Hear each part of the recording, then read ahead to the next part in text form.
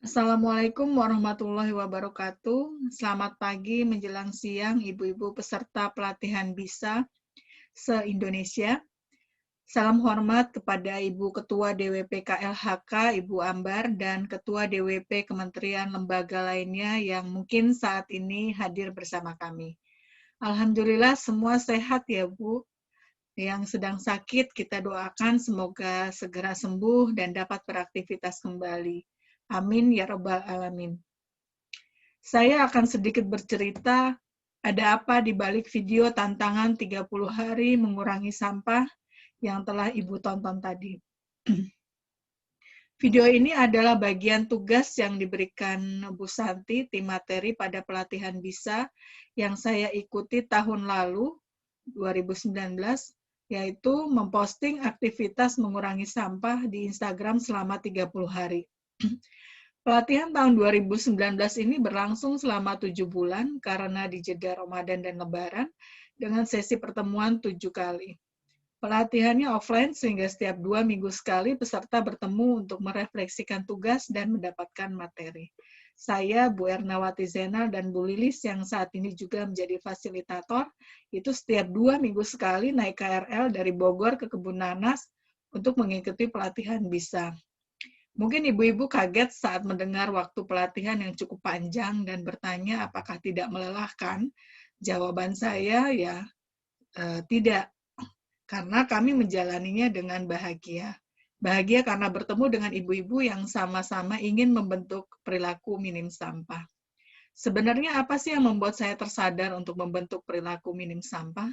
Di awal pelatihan kita diajak menonton video dan salah satunya adalah Jangan Tunggu Kiamat. Video itulah merupakan titik balik kesadaran saya dan rasa bersalah karena telah berkontribusi atas tumpukan sampah yang ada di TPA. Sampai saat ini kalau nonton video itu saya masih terharu dan kadang menyesal kenapa baru tersadar sekarang. Padahal suami saya selalu mengingatkan saya untuk jangan buang sampah sembarangan dan kurangi sampah. Beliau punya hobi mendaki gunung dan setiap turun gunung selalu membawa botol kemasan plastik dari gunung. Dan saya tidak peduli atas apa yang suami saya lakukan. Saya anggap itu hal biasa. Setelah nonton video Jangan Tunggu Kiamat, maka saya berusaha merubah perilaku saya sebelum kiamat. Makasih Kaisan sudah mengingatkan. Terima kasih juga kepada Ibu Ketua DWKLHK yang mengajak saya mengikuti pelatihan BISA. Kalau nggak diajak, mungkin saya juga nggak tahu harus berbuat apa terhadap sampah saya. Jadi ingat cerita Bu Aida, salah satu peserta BISA di grup C yang dari dulu sudah melakukan pilah sampah, tapi nggak tahu harus gimana selanjutnya. Dan saat ini beliau bersyukur karena diberi kesempatan mengikuti pelatihan dari Ibu Ketua DW-nya. Semoga ibu-ibu juga merasakan kebahagiaan ketika diajak mengikuti pelatihan ini ya. Sebenarnya apa yang saya lakukan untuk mengurangi sampah saya? Yang pertama, cegah jangan sampai masuk rumah. Bagaimana saya mencegah? Saya rencanakan belanja. Sejak menikah, saya melakukan belanja untuk kebutuhan dapur saya itu seminggu sekali. Untuk makanan segar, sayuran, tahu, tempe, ikan, dan daging telur di pasar tradisional. Dan sebulan sekali untuk kebutuhan sabun, saus, minyak goreng, beras, dan lain-lain di pasar grosiran atau pasar yang bisa saya beli dalam jumlah besar dan bisa diisi ulang. Apa manfaatnya kita melakukan perencanaan belanja? Karena menurut saya lebih hemat, masaknya juga terencana, sampah saya juga lebih terkendali dan lebih mudah memasak tiap hari karena persediaan bahan selalu ada.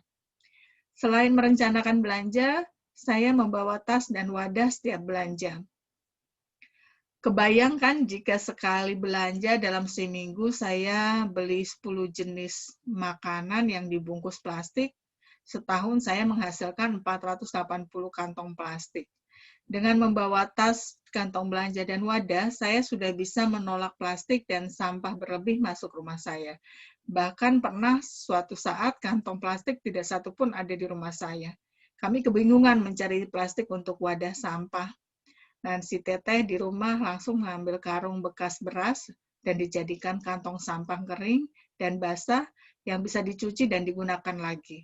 kata anak sekarang namanya kreativitas tanpa batas. Saya masih belum puas, saya ingin melanjutkan tantangan 30 hari saya. Saya amati lagi apa yang jadi sumber sampah di rumah saya. Ternyata tisu. Sebulan ternyata saya menggunakan 6 pak tisu. Bagaimana saya bisa mengurangi atau meniadakan sama sekali tisu di dalam rumah saya? Maka semua kotak tisu di rumah saya ganti dengan serbat-serbat kecil yang mudah diambil, dan orang rumah yang awalnya kagok lama-lama terbiasa dan nggak mencari tisu lagi. Yang kedua yang saya lakukan adalah pilah, olah sampah yang sudah terlanjur masuk rumah. Saya cari informasi kepada bank sampah terdekat, jenis sampah apa yang diterima di bank sampah. Maka sampah anorganik saya pilah dan saya setor ke bank sampah. Wadah kemasan makanan seperti es krim, KFC, minyak goreng, itu tidak selamanya saya serahkan ke bank sampah karena saya gunakan kembali sebagai wadah ayam, ikan yang saya susun di dalam freezer. Sampah organik saya olah menjadi VOC yang biasa sampah organik dari kulit buah, dan sisa masakan ya saya langsung masukkan ke biopori. Dengan cegah, pilah, dan olah, residu KTP yang dulunya bisa sampai seharinya 0,75 sampai 1 kilo, sekarang seminggu 0,75 sampai 1 kilo, atau berkurang 10 sampai 14%. Apa rasanya 30 hari mengurangi sampah? Tentu yang saya rasakan sangat seru karena harus berpikir kreatif setiap hari mengurangi sampah. Dan bahagia karena saat memposting di IG, kebayangkan memposting di IG yang biasanya orang posting foto cantik, rumah bagus, tanaman bunga yang cantik, ini saya harus memposting sampah. Awalnya memang berat, namun ternyata ada teman saya yang tertarik dan menjapri saya dan ingin ikut mengurangi sampah dan memilah sampah, belajar dari saya. Jadi saya semakin semangat dan semakin bahagia mengikuti tantangan minim sampah selama 30 hari. Kisah bahagia dan lucu selalu terjadi saat perubahan yang saya lakukan. Ada cerita lucu saat membeli sate dan saya membawa wadah sendiri, ternyata wadahnya nggak muat. Si abangnya bilang, pakai plastik aja, Bu. Saya bilang, jangan, tusuk satenya aja yang dipatahin. Dan akhirnya satenya bisa masuk dalam wadah yang saya bawa, dan resikonya kami makan sate dengan tusuk yang pendek, yang lumayan cukup mengganggu dan membuat kotor muka kita ya, karena sausnya. Kisah lain saat membeli bubur ayam, saya membawa tas belanja tapi lupa bawa wadah. Sampai tukang jual bubur, saya lihat ada tumpukan styrofoam dan plastik yang akan menjadi wadah pesanan bubur saya. Nah, saya sempat berpikir apa saya lanjut membeli atau saya kembali untuk ambil wadah. Akhirnya saya putuskan untuk saya kembali ke rumah mengambil wadah, sehingga saya membeli bubur ayam tanpa plastik dan styrofoam. Memang agak repot karena harus kembali ke rumah, tapi saya sangat bahagia karena saya bisa menolak styrofoam.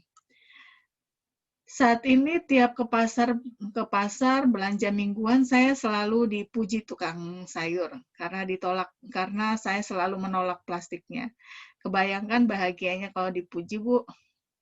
Alhamdulillah kami juga melakukan mudik asik tanpa plastik pada Idul Fitri tahun 2019 lalu. Jadi kami mencoba mengkampanyekan sambil berjalan mudik, kami bawa spanduk mudik asik tanpa plastik, dan keluarga, anak dan suami mendukung itu, dan kami bisa bahagia melakukannya.